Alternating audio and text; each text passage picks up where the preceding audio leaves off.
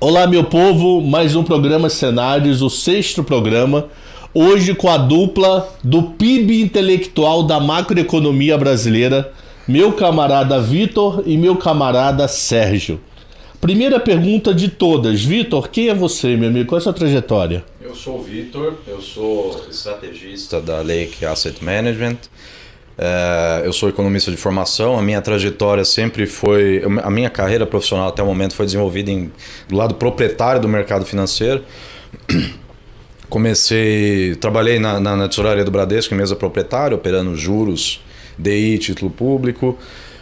Trabalhei em mesa proprietária da Tokio Marine Seguradora, também continuando esse trabalho em renda fixa, basicamente, um pouco de renda variável. Estou na gestora já há 9 anos, tenho uma passagem por corretora de valores também. E trabalhei com consultoria econômica. Eu comecei trabalhando na Rosenberg Associados também, fazendo análise de cenário macroeconômico. Tem tempo já, faz tempo. Já. Tem um pouco mais de 20 anos já de profissão. Isso aí. Fechou. Sérgio, além de flamenguista, além de nós estarmos felizes, para quem não sabe, hoje é quinta-feira, 21 de julho. Ganhamos de 4-0 ontem. Então estamos felizes. Mengão embalou. Quem é Sérgio Goldenstein? Boa pergunta, vou ter que fazer terapia. Sou economista, com mestrado em economia pela FRJ. Comecei minha vida profissional no Banco Central. Eu fui chefe do DEMAB, na área de mercado aberto, por 4 anos. Trabalhei lá de 94 a 2005, tem tempo já. Peguei aquele período fácil da crise de 2002, né? Foi bem tranquilo. Sabe cambiar. Até então eu tinha cabelo, depois eu fiquei, começou a escassear, né? Fiquei assim, na linha de você, mais ou menos, né? E depois do Banco Central migrei para o setor privado. Trabalhei em algumas gestoras, né? na Arx, na Flag, fui diretor de investimentos da Porto Seguro, fui diretor de renda fixa, diretor de renda fixa e câmbio da Bolsa, e atualmente sou estrategista-chefe da Renascença. Fechado. Primeira pergunta, aproveitar que a notícia está muito fresca, porque, só para vocês terem ideia, esse programa está sendo gravado dia 21 de julho às 10 horas da manhã, também conhecido como ontem, já que esse programa vai passar amanhã, que é o hoje, entenderam? Não, vocês vão entender na hora. Banco Central Europeu subiu juros acima do discurso da Lagarde. O mercado já esperava, teoricamente, meio, mas Lagarde falando toda hora 0,25, 0,25. A minha dúvida não é a Europa. A minha dúvida é como isso pode respingar no Brasil. Podemos ter real valorizando, real desvalorizando. Isso muda a cabeça do Banco Central brasileiro. Como essa decisão acima do discurso dela pode nos afetar? Vamos lá, Sérgio. Depois Vitor e a gente vai batendo papo. Literalmente vocês podem conversar entre vocês, tá? Acho que na margem acaba até ajudando, né? Porque havia uma política monetária muito expansionista pelo mundo inteiro. Isso acabou também...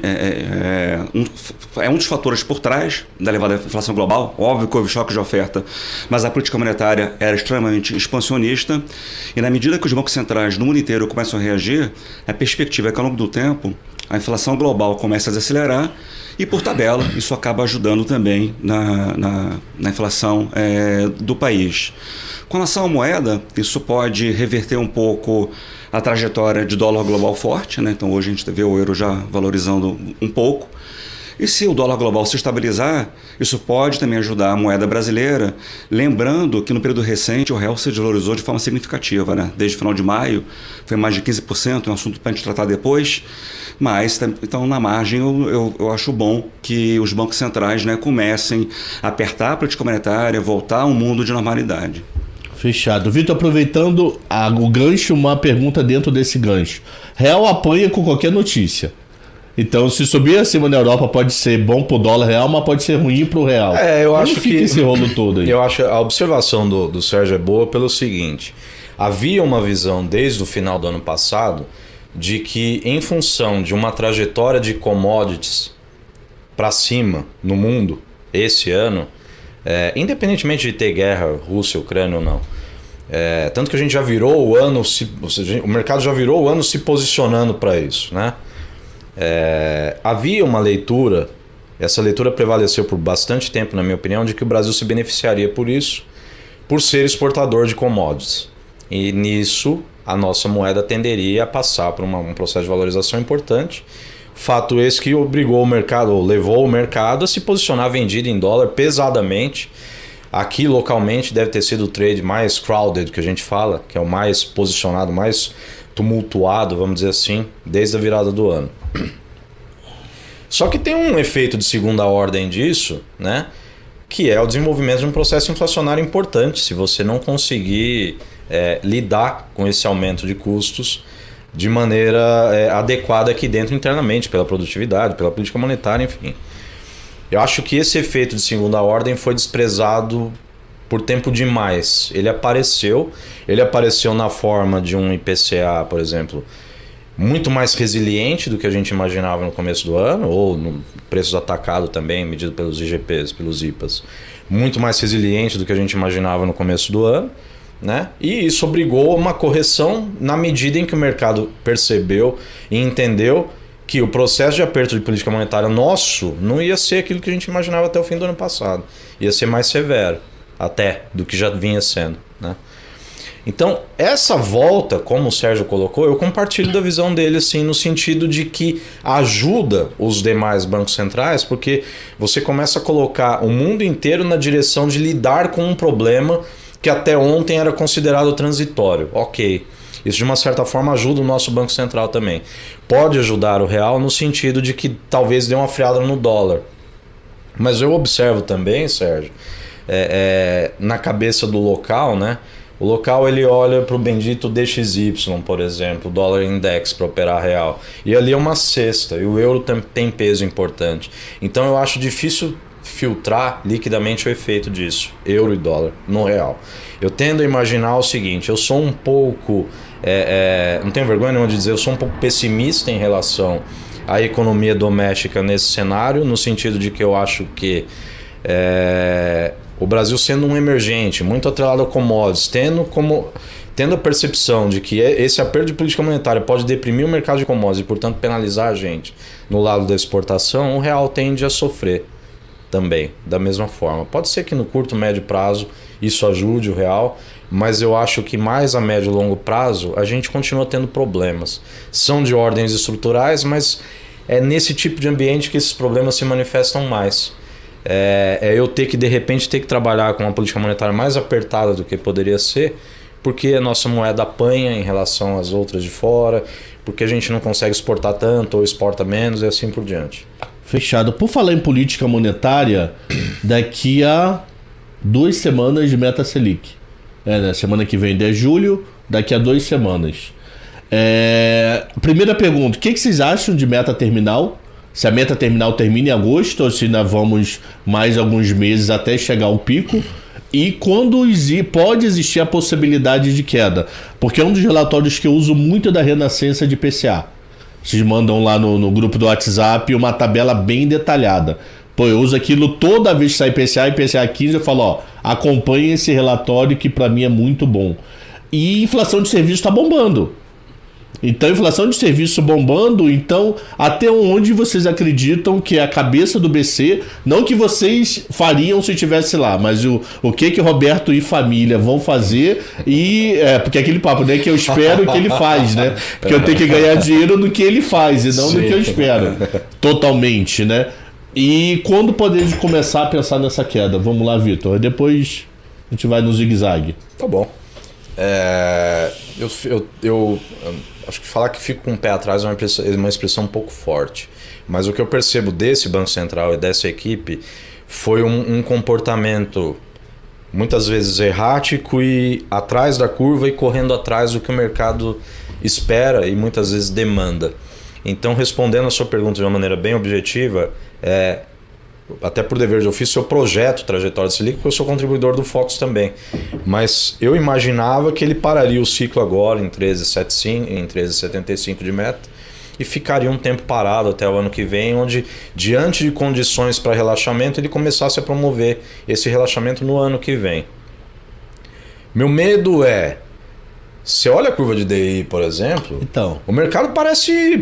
não é panicado, é pouco, na minha opinião. O mercado está a minha palavra esquizofrênico e perdido. Porque está assim a curva de juros. Você olha para ela, você fala assim, caramba, tem um prêmio aí, um excesso de prêmio que se manifesta, por exemplo, em implícita de NTNB, que para mim não tem nada a ver com fundamento ou expectativa, eu acho que está bem errado isso, mas está lá na curva pré, condicionando aquilo que, sei lá, eu acho que já tá passando do exagero, na minha opinião, entendeu? Mas eu tenho medo do Banco Central olhar isso e falar, caramba, as condições ainda não são tão tranquilas assim para eu parar o ciclo ou para já vislumbrar uma trajetória de relaxamento. Não sei o que você pensa. Eu acho que a situação piorou bastante com relação ao último Copom.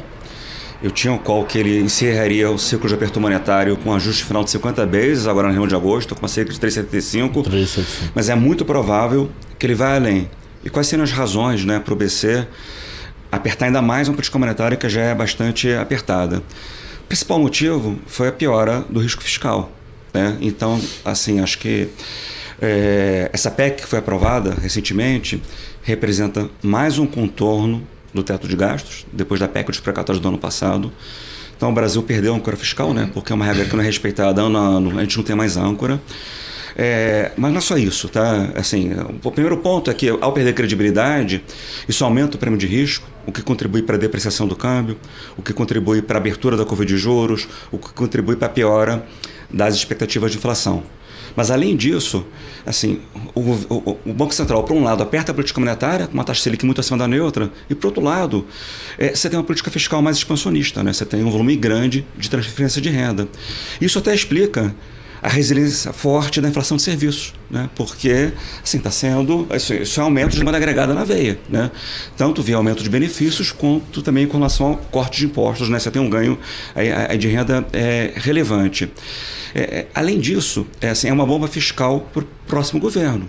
Porque não se imagina que o próximo governo vai iniciar seu mandato voltando o benefício de 600 para 400 reais. Lula e Bolsonaro já oficializaram que vão manter então, 600. É isso. Assim, então está evidente que esse temporário viraria permanente. Eu nem discuto o mérito. Eu acho que assim, é bom que o país tenha um programa de renda mínima, mas o problema é que esse é um programa ruim, que não é bem focalizado, um programa pior do que o Bolsa Família, e seria importante, na criação do programa, que fossem indicadas fontes de compensação. Não foi feito isso. Não foram cortadas outras despesas e no lado de tributos, os tributos foram reduzidos. E como o governo justifica isso? Houve um excesso de arrecadação. Só que esse excesso de arrecadação é não recorrente, devido à inflação alta, retomada da economia pós-pandemia e commodities em patamar elevado. E a regra do teto, assim, ela permite uma sustentabilidade de relação de vida PIB se ela for cumprida fielmente. Então, o que acontece? Assim, você tem períodos de alta arrecadação e períodos de baixa arrecadação. Se toda vez que houver períodos de alta arrecadação você criar despesas adicionais, a regra do teto não funciona.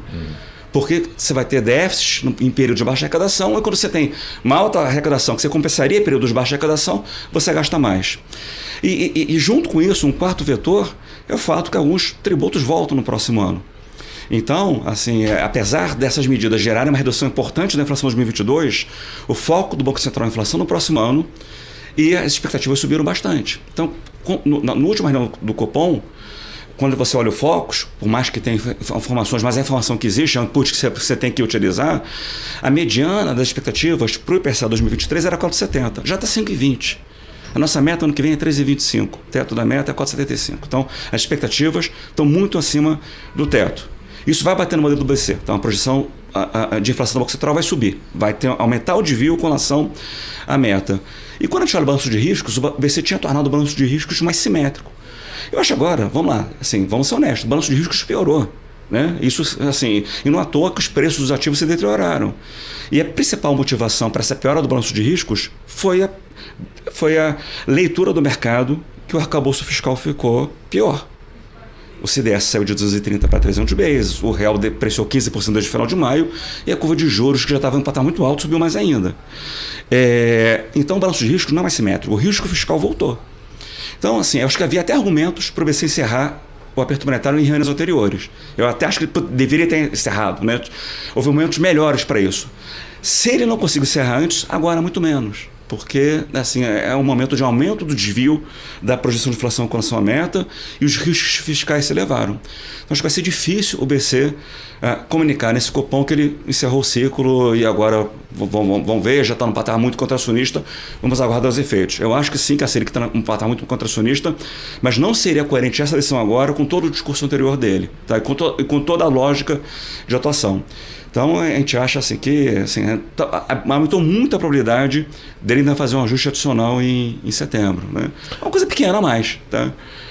Quando o Vitor mencionou a curva de juros, de fato, vamos olhar as taxas a termo. A curva de juros está zoneada. Mas o ponto é assim, acho que tem uma parcela, um outro efeito do fiscal pior é o aumento da taxa neutra. Então, se a taxa neutra sobe, porque o arcabouço fiscal piorou, toda a curva de juros tem que se deslocar para cima. Então, não acho que esteja tão zoneada. O que aumentou foi o prêmio de risco, e tem uma justificativa para esse aumento do prêmio de risco. Esse é um ponto. A precificação hoje está uma Selic terminal entre 14,25 e 14,5, acho que talvez pare em 14, 14,25, um pouco menos, mas nada muito diferente disso. Agora, para o ano que vem, quando olha a taxa a termo, é 14%. De fato, o mercado coloca uma redução muito pequena ao longo do próximo ano. Então, o que aconteceu? Não só o mercado passou a precificar uma Selic terminal mais elevada, como também um início do processo de relaxamento monetário no próximo ano mais lento e mais tardio. O próprio Banco Central está falando isso há muito tempo e eu acho que o mercado demorou a perceber. Acho que são dinâmicas. Eu até acho que assim, se o câmbio melhora no próximo ano, o processo de redução de Selic pode começar mais cedo. Agora, o que aconteceu? O que a gente observou no período recente? As commodities caíram de forma significativa. Mas o câmbio, assim, as moedas emergentes apanharam, mas o real teve a pior performance relativa desde o final de maio. Ele depreciou 15%. Ou seja, ele conseguiu ser pior do que moedas com o peso colombiano e o peso chileno nesse período. E é muito em função dessa piora do arcabouço fiscal. Não é um problema, assim, é verdade que o real é uma commodity currency, mas outras moedas commodity currency desvalorizaram, mas numa magnitude muito menos intensa. E mesmo considerando que isso pode afetar a balança comercial, a gente vai ter um saldo comercial muito positivo esse ano. A gente está falando de uma balança comercial de mais de 80 bilhões de dólares superávit. Então tem sim entrada de divisas para o país. E outro ponto relevante, se a nossa taxa de juros está muito acima do equilíbrio, o câmbio deveria estar abaixo do equilíbrio. E hoje ele está muito acima do equilíbrio. Então eu vejo o câmbio muito fora do lugar. No início do ano ele vinha se apreciando, né? A melhor moeda do mundo, era uma combinação de uma perspectiva de um fluxo cambial positivo e com uma taxa Selic ajustada, um patamar alto, né? Porque antes o real depreciou muito porque a Selic estava fora do lugar, a Selic a 2%, era um desequilíbrio que levou ao desequilíbrio do câmbio. Quando isso foi ajustado, isso ajudou muito na correção da taxa de câmbio, mas foi dado um tiro no pé. Quer dizer, uma medida agora assim, populista, visando a eleição do lado fiscal, para reduzir combustível, dar benefício, mas você perde do outro lado, né? Porque você tem um câmbio mais depreciado, isso se traduz em pressão inflacionária em outros itens, né? E aí a tarefa do Banco Central fica mais difícil, porque o que era o risco baixista? Era a redução das commodities. Aí caíram vários grãos, petróleo, caíram de forma significativa. Só que como o câmbio depreciou muito, quando eu vejo o commodity real, o efeito foi quase nulo. Né? E aí o BC se vê numa situação muito complicada, né? Porque nem as commodities agora vão ajudar na baixa da inflação, porque o câmbio está contrabalançando o potencial efeito baixista. Vocês fariam algum leilão para segurar esse dólar? Para segurar essa desvalorização? Porque se você for ver, eu estava vendo, hoje é quinta. Segunda-feira a linha do dólar, se você pegasse lá o casado, estava 2,60, 2,70. Então não falta fluxo. Itaú liga lá para fora, consegue dólar barato. Então fluxo não é problema. Então fazer leilão resolveria swap ou deixaria o próprio mercado? O que faria? Eu não sou contra a intervenção, né? Eu fui do Banco Central por 4 anos, fui chefe da EMAB.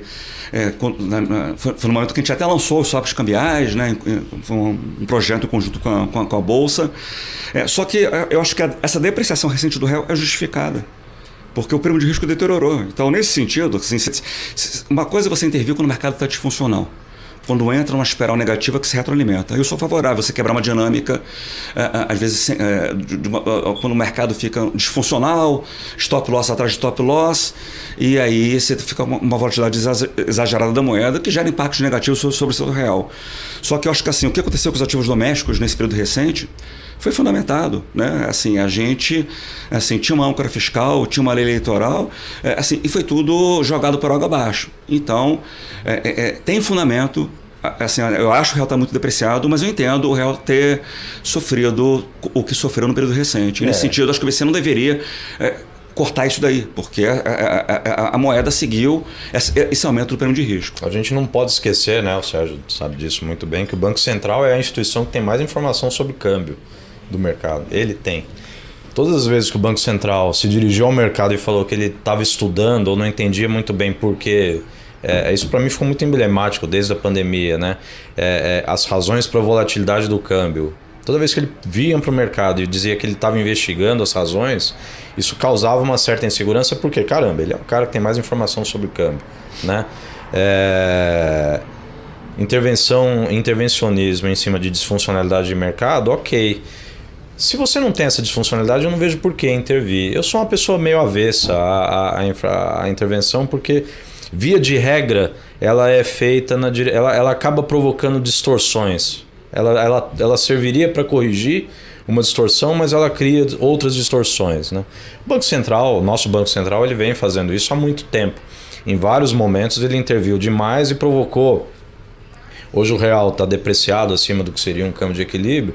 Nós já trabalhamos no passado muito tempo com ele talvez apreciado em relação ao câmbio de equilíbrio. Então, sobre câmbio, eu tenho uma postura assim. Eu acho que ele vai para onde ele tem que ir. A gente tem um problema de fluxo grande.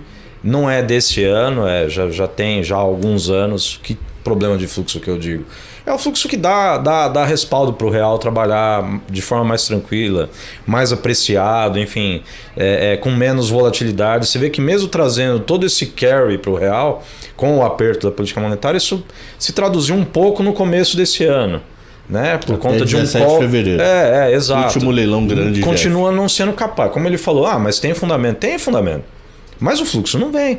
Qual que é o nível de prêmio que eu vou precisar ter para ter esse fluxo? É 5,50? 5,70? 6? Eu não sei. O fato é que o fluxo não vem, e se esse fluxo não vem, você tem esse problema de câmbio volátil e depreciado aí, sem solução. Aí eu só vou... No segundo semestre do ano, o fluxo costuma ser ruim. Tem efeitos sazonais que costumam deteriorar o fluxo cambial, principalmente no fim do ano, por remessa de dividendo e o caramba, JCP.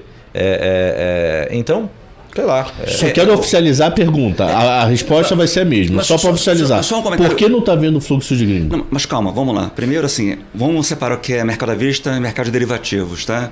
Primeiro, a gente está um pouco no escuro, né? Porque por causa da greve do Banco Central, nós estamos até 30 os dados de abril divulgados... O BC só divulgou os dados de fluxo até o final de abril. Até então, o fluxo era muito bom, tá? É uma virada muito forte no comercial, e o financeiro, que foi um problema de 2017 a 2020, no ano passado já ficou equilibrado e nesse ano estava superavitário. Então, os dados informados até o final de abril eram fluxo muito tranquilo, fluxo positivo, tanto no comercial quanto no financeiro. O comercial absurdamente positivo. Sim, e isso até explica boa parte da apreciação da moeda que houve no começo do ano. Agora, quando eu olho as posições em dólar futuro, né, cupom cambial, né, os derivativos cambiais da Bolsa, o que aconteceu de forma recente? Os estrangeiros aumentaram em mais de 10 bi a posição comprada em dólar futuro. Então, isso, assim, e o que isso reflete? Olha, os caras reduziram o apetite de colação ao Brasil, começaram a redear mais suas posições. Então, assim, não sei se o fluxo foi negativo ou positivo no período recente, vamos ver, a gente vai ter esse dado, acho que em poucas semanas, quando o Banco Central atualizar o fluxo cambial, mas teve um momento forte na Bolsa, não só de estrangeiros, como também de investidores nacionais.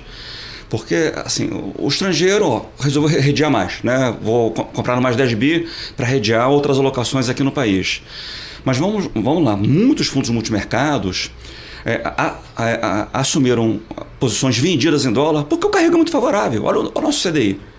Então, para você perder carregando uma posição vendida em dólar, assim, o teu break vai lá em cima, se você carregar essa posição, né, por algum tempo.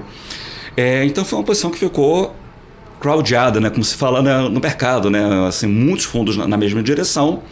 E na medida que o prêmio de risco se deteriorou, e não só isso, né? E alguns fundamentos também pioraram, internamente foi fiscal lá fora, a piora dos termos de troca recente, com queda de commodities, alguns reduziram suas alocações. Mas mesmo assim olhando assim, fundamentos de balanço de pagamentos, era para o real estar muito mais apreciado. E quando você soma a perspectiva de fluxo comercial e financeiro, que é positivo no ano, uma taxa de juros que não só ajuda na atração de capital, mas como torna o hedge muito caro. Você hoje comprar dólar, assim, é caríssimo você fazer isso porque o custo do hedge depende da taxa de juros. Então está muito caro você assumir uma posição contrária. Então, como eu falei, os juros acima do equilíbrio deveria levar o câmbio para baixo do equilíbrio. Mas eu acho que o fiscal novamente pesou muito. Não foi só isso, teve o dólar global forte, as moedas apanharam, mas o que a gente está tentando explicar aqui é o porquê dessa pior performance relativa recente do real. Tá? E aí, então o externo vai explicar muito menos, porque a RAW apanhou muito mais do que as moedas pares. Tá, e por falar em fluxo, aproveitar ainda fluxo antes de vir para a dívida, eu tenho que ir para mundo para puxar a pergunta, mas pensando em Brasil.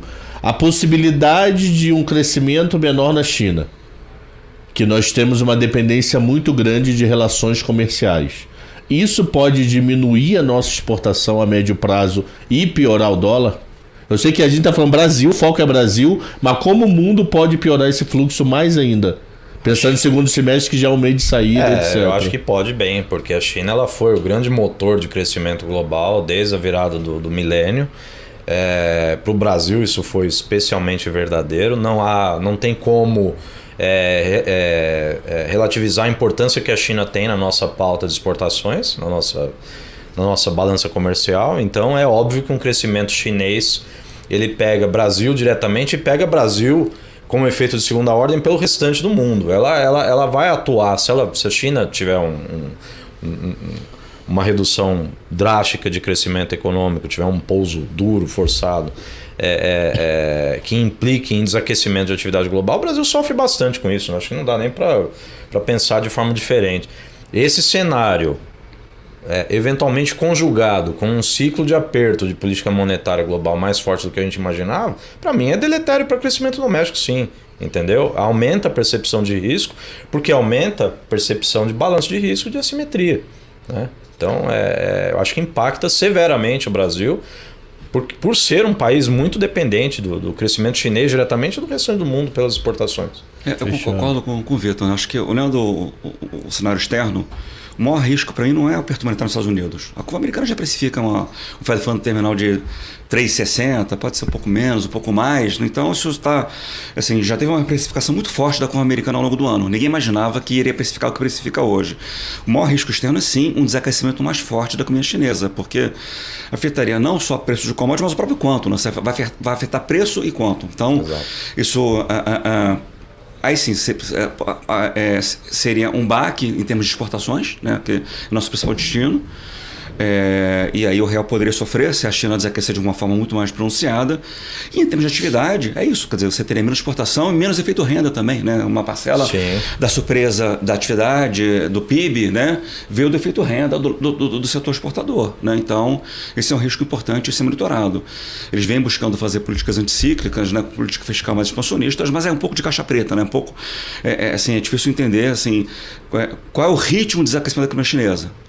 Agora, se eles estão recorrendo a pacote de infraestrutura, é que tem uma preocupação grande lá dentro. Né? E fora a base de dados, né? O que é confiável naquelas estatísticas, né? Meu amigo, aproveitar a tua experiência em dívida, quer dizer, o debate entre nós três. Nós já conversamos até algumas vezes aqui na BMC. Gringo não vem de forma direta via leilão comprar nosso título de forma consistente desde o dia 17 de fevereiro. O leilão de 2 bi e pouco. De lá pra cá, se você acompanhar a eu acho que o maior leilão foi 500 milhões. Aí você vê leilão de 100 milhões, 250, 300, 400. E em paralelo a isso, nós só temos relatórios antigos também, porque o Tesouro estava em greve. Nós temos a diminuição dele do título que ele mais ama, que é a NTNF. Que ele chegou a ter 60% desse título, atualmente já está em 48, 44. Está algo próximo disso. Isso, Então a minha pergunta é, poxa, nós estamos falando de todo o leilão de juros recorde para esse a dupla. Janeiro 29, janeiro 33. É uma sequência de recordes. Por que o gringo não está vindo captar esses juros tão altos, que eu acho que era um dos pensamentos do Banco Central? Que o gringo viria atrás de nossa curva de juros absurdamente elevada. Vamos lá, até assim, a greve terminou, o Tesouro já atualizou os dados, né? Então já atualizou até maio. Não, maio é normal. No final de julho divulga sempre o dado de julho. Então esse número que eu falei de 44, 48 é maio. Então o dado já está autorizado. Falando aqui de cabeça, a participação de estrangeiros na dívida pública imobiliária caiu para 9,1%, é o menor patamar, acho que em quase 2 anos, mais ou menos. E é isso, quer dizer, não vem tendo apetite de estrangeiro pela renda fixa brasileira. Por quê? Eu acho que aí tem 2 motivos principais, né?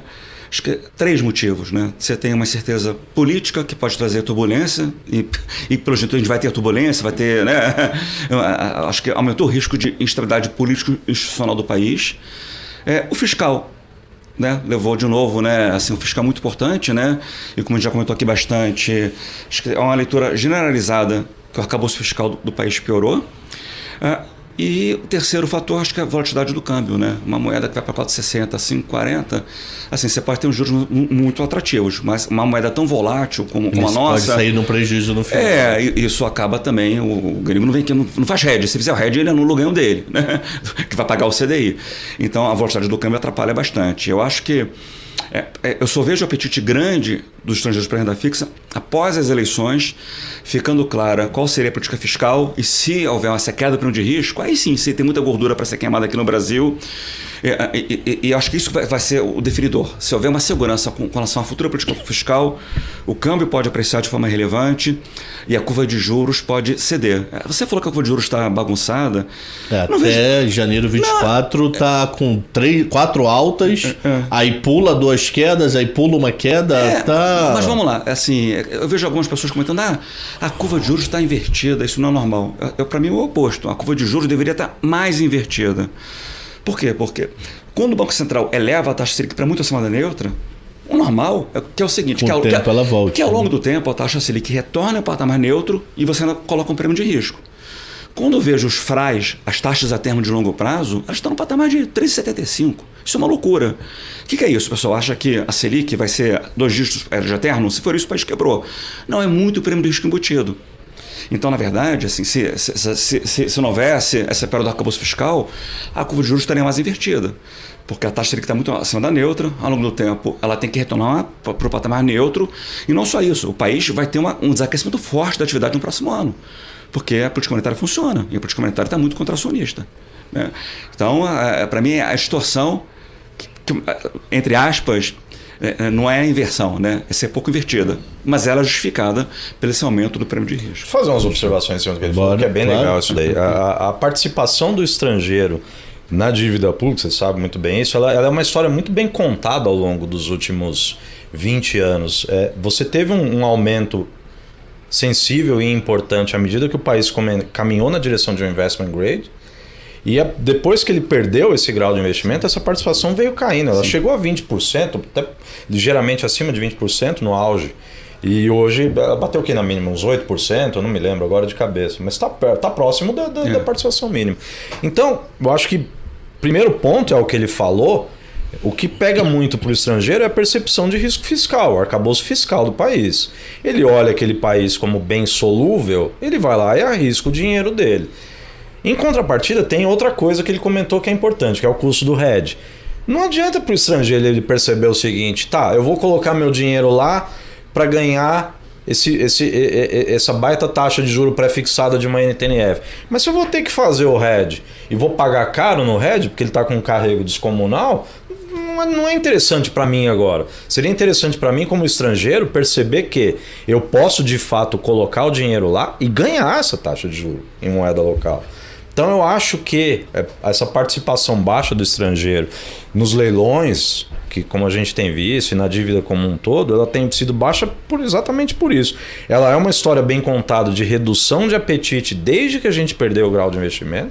Só piora, porque a gente só tem a gente tem alguns espasmos de melhora ao longo desse tempo, onde se buscou um pouco mais de austeridade, ou controle, ou teto de gasto, para melhorar o arcabouço fiscal, mas depois você tem...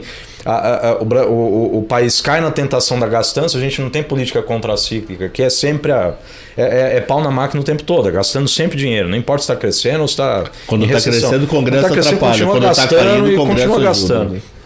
Eu acho que o estrangeiro não tem apetite por causa disso. E com relação à curva de pré, eu concordo com ele 100% a respeito da inversão da curva. Eu acho que ela devia estar bem invertida. Normalmente ela estaria. O doador de última instância de derivativo pré-fixado no Brasil é o estrangeiro. O que acontece? Como que é o procedimento? Você sabe disso muito bem. Tem o leilão, o local vai lá, o dealer vai lá, pega o título, ele trava aquilo no mercado de derivativo e depois ele sai no mercado do papel casado, travado com DI. Compra de futuro. Esse cara que está no mercado ali dando liquidez no DI para o banco travar, geralmente é o estrangeiro. Você pega normalmente as variações de contratos em aberto, é o gringo que está dando dinheiro. Você tem o tesouro de um lado como tomador de primeira instância e o gringo ali dando a grana. Né? É o gringo que dá esse dinheiro. Muitas vezes o banco vai no leilão, a demanda do gringo, e o gringo já deixa meio que pré-combinado o direto do derivativo para o banco travar aquilo, porque o gringo quer o derivativo. Se a curva está positivamente inclinada, ou flat, ou ligeiramente invertida, ou não tão invertida como deveria estar, já dado que eu joguei a Selic para um patamar super contracionista, muito acima do equilíbrio, está faltando esse gringo bater na curva. E isso resulta naquilo que eu falei antes a respeito da inflação implícita da NTNB estar errada. Por quê? Porque ela é a diferença, né, entre o cupom da B e a taxa pré. Se essa curva inverter de fato, eu tendo a estreitar essa inflação implícita num patamar que parece mais condizente com o que a gente espera para os próximos anos para a inflação. Isso não está acontecendo porque esse fluxo de pré está deficiente. Eu acho que ele tocou num ponto muito importante. Quer dizer, eu falei assim, tem muito prêmio de risco. Uma parcela fundamentada, mas vamos lá, acho que foi até além do que seria fundamentado, né? Tem um exagero grande na curva, um FRA de longo prazo até 75, acho muito exagerado, e mesmo que o risco fiscal tenha aumentado, acho que a piora do prêmio de risco é acima do que foi essa piora do risco fiscal. E aí, assim, ele tocou num ponto fundamental, o gringo é o grande doador da parte longa. Então, se ele tem 45%, 48% do estoque das NTNFs, que são os pré-fixados a longo prazo, ele é o grande doador também no mercado derivativo do DI longo. Perfeito. Então, se esse sujeito ele não entra, se ele está com baixo apetite para o país, falta doador na parte longa. Né? E essa parte, então, você só vai inclinar, desinclinar, quando houver um aumento do apetite do estrangeiro. Com relação às inflações implícitas, é um nível descomunal. O que a gente observou recentemente, né? Pegando aqui o último mês, tá? As implícitas mais curtas até a NTNB 2026 caíram um pouco. Por que caíram? Porque a gente vai ter uma deflação temporária em julho, em agosto vai ser uma deflação também um pouco menor, em julho vai ser mais significativa. E o carrego contra a CDI é muito desfavorável. Então, quem carrega uma B mais curta? E quanto mais curta a NTNB, maior o impacto do carrego negativo. Então, vários players, né, reduziram suas alocações compradas em inflação implícita ou mesmo compradas em B seca, porque vai ter 2 meses, né, 3 meses de um carrego bem negativo e partindo de um patamar de implícita muito alto. Né? Então você tem duas assimetrias aí. Né? A deflação, né, o carrego negativo, a implícita muito alta. Então teve uma pressão vendedora muito forte no mercado de NTNBs, na parte mais curta. Junto a isso, a gente acompanha na Renascença a evolução da indústria IMAB, né, que são fundos passivos que replicam, né, os diversos índices da família IMAB.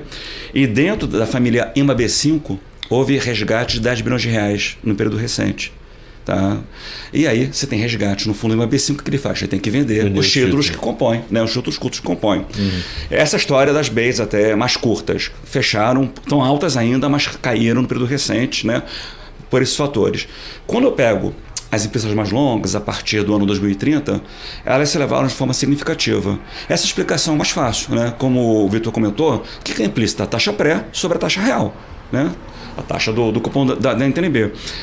O que aconteceu com a curva de DI, com o mercado de DI futuro no período recente? Um mega deslocamento para cima, né? Abriu no 80, 90 bases para cima. Historicamente, assim, as taxas reais, as taxas das NTNBs são menos voláteis do que as taxas nominais, do que as taxas prefixadas. Então, se a curva abriu 80 pontos, a NTNB abre 40, 50 bases. Então, se a taxa pré abre mais do que a taxa da NTNB, a implícita sobe. Então, muito mais, isso é um reflexo desse estresse no mercado de DI. Quer dizer, se para frente melhorar, vamos imaginar que a situação se acalmou, a curva de DI começa a fechar, vai acontecer o oposto. A curva de DI vai fechar muito mais do que a da NTNB, e aí a implícita vai cair. Perfeito. Mas 6,80 de implícita no longo prazo é um mega desvio com relação à meta. A gente está com o maior desvio com relação à meta, com exceção do pior ano do governo Dilma. Tá? Nossa meta de longo prazo de inflação é 3%. Então, olha, a inflação implícita de 6,50, 6,80, assim, não é que o mercado precifique que ferrou, nossa inflação estrutural é muito mais alta, já era. É muito prêmio de risco e tem esses fatores técnicos do estresse aí do mercado de juros futuros. Perfeito. Aí eu faço uma pergunta para você. Existe uma retroalimentação entre dívidas? Em qual sentido? O DI sobe, aí o cupom de IPCA sobe. Aí o mercado, putz, subiu o cupom de IPCA. Sobe DI, aí sobe. Fica. Pode estar jogando para o outro nessas últimas semanas. Não só teve como no período recente, a pressão veio mais no mercado de NTNB. O mercado, assim. A B puxa a fila. O B puxou mais. Muitos players que tinham locações grandes em NTNB tomaram DI, né, para se proteger. Aí, na verdade, acaba virando uma inflação implícita, mas não foi para montar implícita, foi muito mais para proteger uma posição grande em NTNB e que, para ser no mercado secundário, é demorado e acaba, às vezes, afetando os prêmios. Perfeito. Então, sim, existe uma retroalimentação. Não, perfeito, é isso aí mesmo. Essa época do ano é ruim para a NTNB, porque é sazonal, o carrego dela costuma ser ruim no meio do ano mesmo. Por E quê? como a gente tem. É sazonal da inflação, entendeu? Como ela rende o IPCA mais alguma coisa. Esse IPCA no meio do ano embicando para baixo, e como a gente vai ter agora, inclusive, deflação, para quem tem o título, em relação a percentual do CDI, é ruim mesmo.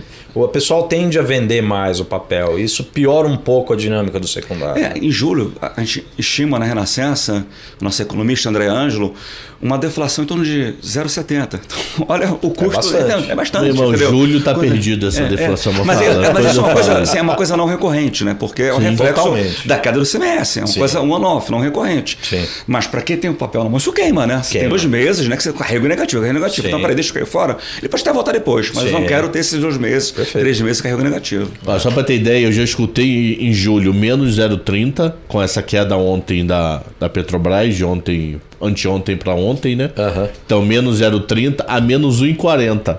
1,40. Eu acho que há muito tempo eu não vejo inflação tão perdida quanto esse mês de julho. Sim. E o Jason, há 15 dias atrás, estava com mais 0,14 para julho. Exatamente. É que, como ele falou, é não recorrente porque tem um fator de redução de preço de energia, em geral, atuando forte no IPCA. Você olha o IPCA aberto, você vê, por exemplo, alimentação não dá refresco. Não. Você vê vestuário ainda você tem alguns itens ali que ainda estão pressionados. Então você tem um efeito não recorrente, como ele colocou. O que é não recorrente? Vai acontecer agora julho, agosto, depois lá para frente, para o IPCA voltar a ter um comportamento benéfico para a gente, vai depender de outros fatores, estruturais inclusive. Mas agora você tem esse peso e, como ele falou, uma deflação de 0,70%, 1% num mês é uma coisa para quem tem o título. Imagina uma instituição grande que tem bilhões de reais nesse título. É uma coisa pra caramba. Aí eu vou uma outra pergunta. Tesouro com caixa de 1 tri 200, 1 tri 100, 1 tri 300. 1 tri é alguma coisinha. 1,1. 1,1 tri, né? Ele ainda precisa tentar ficar fazendo esse leilão tão alto, porque não faz aquele festival de 50 mil, que ele adora, aquele festival mundial de 50 mil. Ele tá tentando botar bi toda semana e eu queria entender por que eu acho que esse isso, ponto é excelente. Inclusive, está tendo tanta confusão com relação a isso que eu até soltei uma nota para os clientes sobre o colchão de liquidez. Então, primeiro ponto, a situação, essa é uma notícia boa, tá? Excepcionalmente boa. Assim, o Tesouro se preparou para um ano mais difícil. Era um ano eleitoral, um ano de aperto monetário nos Estados Unidos. Então, o que ele fez no ano passado? Ele reforçou seu colchão de liquidez. Então a gente iniciou o ano com colchão de liquidez de 1,2 tri. Isso é uma máxima histórica praticamente, e muito mais do que seria um limite mínimo prudencial. Tá? E ele botou esse colchão justamente para momentos de estresse no mercado de juros, momentos de volatilidade. Como é agora. Como é agora. Ele vem fazendo isso. Então o que o Tesouro começou a fazer? Olha, mercado de DI está machucado, mercado de entretenimento está machucado, eu reduzi o volume ofertado no mercado primário. Foi o que ele fez. Então, não, assim, ele vinha com uma média semanal emitida, pegando todos os títulos, um pouco acima de 20 bilhões. E agora vem fazendo 10, 12 bilhões. Então foi uma redução assim, bem relevante, tá? E sendo que no período recente, boa parte desses 10 bi semanais são de LFT, que não tem risco, tá? Então foi uma redução relevante, no momento de estresse ele coloca aquele famoso galo na NTNF, né? 50 mil, né? São lotes, o festival dos 50 mil. São lotes pequenos, como vem colocando lotes pequenos nas NTNBs, mas qual é o problema? Alguns analistas ficaram preocupados, se o Tesouro vem colocando pouco, esse colchão de liquidez vai ser consumido. Na virada do ano, em janeiro do ano que vem, tem um vencimento grande de LTN e NTNF, e aí esse colchão vai ficar pequeno, pode ter um risco de refinanciamento da dívida. Então, primeiro, o que eu tentei mostrar até na nota que eu publiquei, é que mesmo fazendo uma emissão semanal pequena até o final do ano, a gente deve fechar o colchão acima de 900 bilhões no final do ano, que é um colchão muito, muito alto. Então não tem que ficar o colchão no mesmo patamar do início do ano, que patamar era um patamar exagerado. Para ser queimado por causa de eleição. Para ser queimado. O segundo ponto, quando você faz as contas, não é só o resgate líquido de títulos e o financiamento da dívida primário que conta para o colchão. Existem N transferências que são feitas ao Tesouro. Vou citar algumas. Resultado operacional do Banco Central. Já foi transferido em fevereiro 73 bilhões de reais. Privatizações. Então, a Eletrobras pagou 26,6 bilhões de bônus de outorga ao Tesouro. Dividendos recebidos até maio eram já 18 bilhões. Superávit financeiro dos fundos públicos, que vai para o colchão. No ano deve ficar em torno de 50 bilhões. Devoluções do BNDES, daqueles empréstimos anteriores, já tem 24 bi. Então já tem 150 bi, que já foram transferidos ao Tesouro. E tem mais coisa para entrar ao longo do ano. Mais resultado do Banco Central, mais devoluções do BNDES e mais dividendos. Então, assim, tem outros fatores que ajudam ainda a guardar o colchão de liquidez. E ao mesmo tempo, quando foi feito o plano anual de financiamento no início do ano, a expectativa era de um resultado primário pior. E vai ser melhor do que se esperava, mesmo com esse benefício, pelo excesso de arrecadação. Então a gente vai fechar o ano com um colchão muito confortável. Então o Tesouro tem um espaço para fazer lotes pequenos nas suas emissões. E eu acho que ele está correto fazer isso, né? Porque ele não pode pressionar ainda mais o mercado. Se ele coloca o mercado está lotado de papel. Já tem muito DVO ano, muito risco no mercado. E o que acontece? Quem aplicou juros no ano, né, só faz perder dinheiro. Então, assim, falta o doador por N razões, mas assim, mesmo no local, ele às vezes vê gordura, mas ele já viu gordura um mês atrás, 2 meses atrás, 4 meses atrás, e foi estopado. Então, mesmo com a curva cada vez mais gorda, ou esse sujeito, quando fica animado, não volta no DI, vou vender dólar, se eu ficar otimista, vou comprar a bolsa, ou quando volta no mercado de juros, volta menor, porque é uma dinâmica muito ruim há muito tempo. Isso também ajuda a explicar um pouco da distorção da curva, né? De faltar o aplicador final por uma dinâmica muito ruim há muito tempo. E o Tesouro, então, já que ele fez o dever de casa, ele não pode dar um tiro no pé. Porque se ele coloca um lote grande, a curva de pré abre mais, e aí não vai ter demanda depois. Então, o que ele tem que fazer? Voltar a colocar lotes maiores quando a curva de juros se estabilizar, quando o mercado ficar mais tranquilo. Aí ele consegue gradualmente emitir isso. Mas, o que ele deveria fazer agora? Concentrar mais em LFT, em imposto fixado. É isso. Assim, além de... LFT não está vendendo tudo. Mas assim, a LFT... Se você for ver, não sai de tudo. Tem semana de 1 bi. Sim, mas a LFT... Não, 1 bi 802, vai. Não, mas a média está mais alta. Mas além da LFT não ter risco, né, que não tem duration, não tem a modified duration, no final das contas vai ser um custo menor para o Tesouro. Porque eu tenho certeza, quando você pegar o vencimento, o custo da LFT no final... Quando a taxa para hoje, assim, o CDI médio no período não vai ser igual ao que está precificado na curva de juros, né? Então, é uma maneira também dele reduzir seu custo de emissão. Assim, para emitir mais LFT, um problema é que ele só emite LFT longa, setembro de 28. Então, uma coisa que ele matou a curta no meio do nada. É isso. Algo que o Tesouro poderia estudar seria, assim, emitir uma LFT mais curta, né? Mas ele não precisa. Por quê? Por que eu vou cortar minha dívida? É uma discussão que pode acontecer lá dentro. Se eu estou com um colchão confortável, eu não tenho essa necessidade de financiamento, né? Então, eu não quero cortar. Então, eu prefiro fazer resgate líquido da dívida imobiliária. O problema disso é que, beleza, o Tesouro não encurta a dívida, mas isso vira operação compromissada. Na medida que você vai resgatando liquidamente a dívida, isso vai virar pressão compromissada overnight. Quanto está o compromissado? Um tri? Todos as 4 compromissados? 1,1 tri. É um volume boçal. É bastante coisa. Porque é dinheiro que o banqueiro está preferindo. O banco está preferindo mandar num overnight para uma outra instituição ao invés de comprar título público. Já começa por aí. Você tem 1,1 trilhão que você está preferindo mandar para um parceiro seu no overnight para receber de volta no dia seguinte e ficar rolando isso todo dia, porque você percebe menos risco fazendo isso do que comprando um título do Tesouro mais longo para carregar, né? A gente não pode esquecer também, como uma coisa é a discussão de estratégia de colocação de papel, né? Que eu concordo 100% com tudo que vocês falaram. Outra coisa é o operacional realmente do leilão. Ele pesquisa a demanda para fazer os leilões. Ele está vendo que a demanda reduz. Se ele força a barra, é por ele, é erro dele, né? Mas se o leilão está sendo menor, você pode ter certeza que ele não está sendo menor à toa. Não foi uma decisão que partiu só do Tesouro. À medida que você vai vendo isso contundentemente ao longo do tempo. Mas eu faria menor ainda. Você está pesquisando. O dealer te passa uma demanda, né? Cabe a você, Tesouro, decidir se vai querer forçar um pouquinho ali ou não. Enfiar mais título ou não, entendeu? Essa discussão do operacional também é válida. Agora, essa redução que ele já tem feito, ela me parece suficiente. Poderia, de repente, ser até maior, dado o tamanho do colchão, mas... Povo, já estamos com 45 minutos de papo, 50 quase. Vou aproveitar nossos cabelos brancos, ou falta deles, para poder fazer a próxima pergunta. Que provavelmente eu só não peguei no mercado a eleição de Collor. A eleição de Collor e Lula, eu ainda não era mercado financeiro. Na verdade, eu estava no último ano da escola, do colégio. Entrei na faculdade em 90, comecei em 93. Então, de Fernando Henrique até agora, peguei todas as eleições. A eleição já está fazendo preço? O mercado já está oscilando quando vê uma declaração de alguém, quando sai uma pesquisa, melhora ou piora, ou ainda não? Acho que já fez porque por causa da eleição o fiscal piorou. Então, mas junto a isso, né, quer dizer, então boa parte dessa perda do calabouço fiscal foi contratada agora em função das eleições. E como eu falei, é impossível um futuro governo politicamente reduzir o benefício no seu primeiro dia de mandato. Mas assim, o que acho que é ruim é a piora da imagem do país, né? Com toda essa polêmica com relação à urna eletrônica. Então, isso mostra uma imaturidade político-institucional do país. E do ponto de vista do investidor estrangeiro, ele começa a olhar isso e fala, cara, deixa eu ver o que vai acontecer lá, porque os estrangeiros já tiveram N experiências ruins em N mercados emergentes. Então, por que ele vai fazer uma mega alocação se pode estar uma bagunça aqui daqui a alguns meses? Falei, deixa eu ver o que vai dar lá. Se as coisas depois ficarem tranquilas, beleza, eu volto a ter um apetite. Então é muito mais no sentido desse lado do fiscal e do lado de algum medo de bagunça político-institucional. É isso aí. Eu acho que talvez não, pelo menos para mim, esse é o ambiente eleitoral mais difícil que eu já vi, assim, que eu já presenciei, porque ele é o mais recheado de incertezas de vários tipos.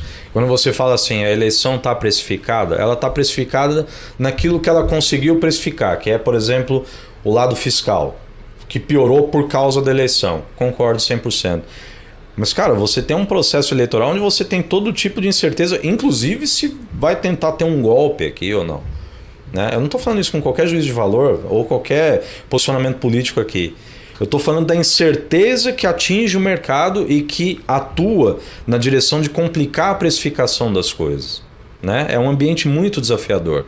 Ele tem muitas incertezas de vários tipos, o que leva a talvez uma deficiência de precificação correta, no sentido de que a postura do estrangeiro, por exemplo, é o que o Sérgio falou. Eu vou esperar. Eu não vou tentar operar este mercado ou operar essa eleição como a gente costuma fazer todo ano. Todo ano a gente opera a eleição, a gente opera a pesquisa, opera resultados, opera o ambiente. Esse ano aqui, o que eu percebo, como ele colocou, é não querer nem operar. É esperar realmente. Quando você fica fora do mercado, o mercado enxuga de volume, aumenta de volatilidade e não precifica as coisas direito. Existe uma precificação de ordem fiscal, ok, mas não é uma precificação integral, na minha opinião, porque não tem um volume e uma quantidade de operações necessárias com a presença de quem de fato está querendo operar isso, por conta da quantidade de incertezas. É um ambiente muito desafiador.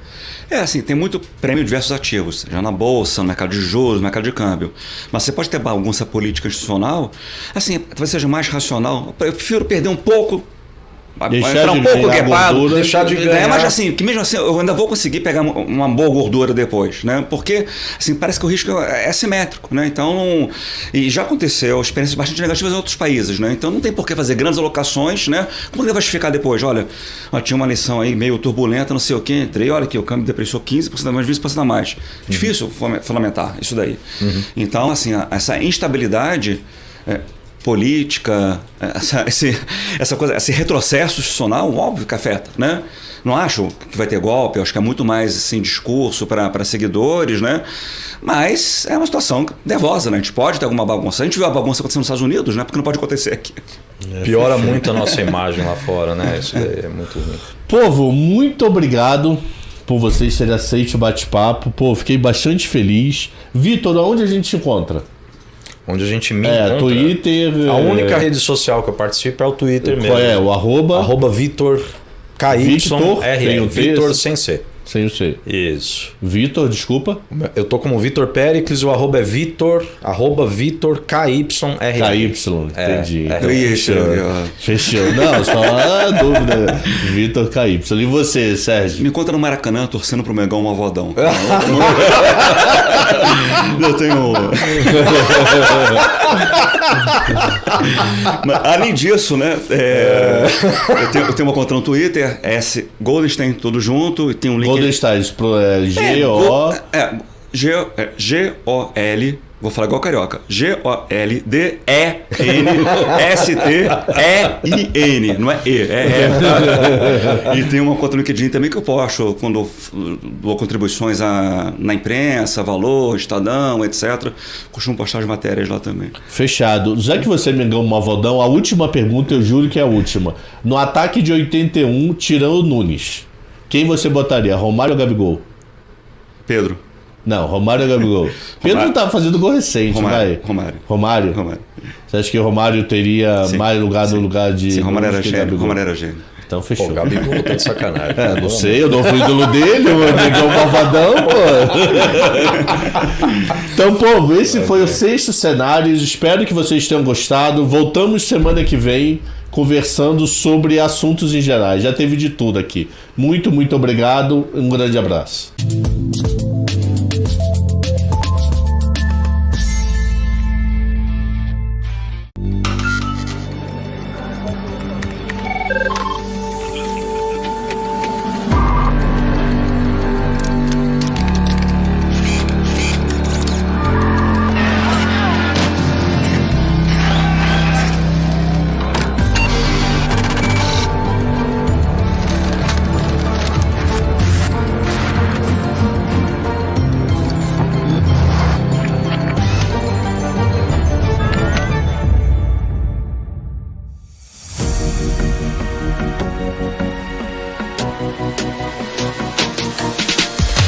BMC News, informação que gera valor.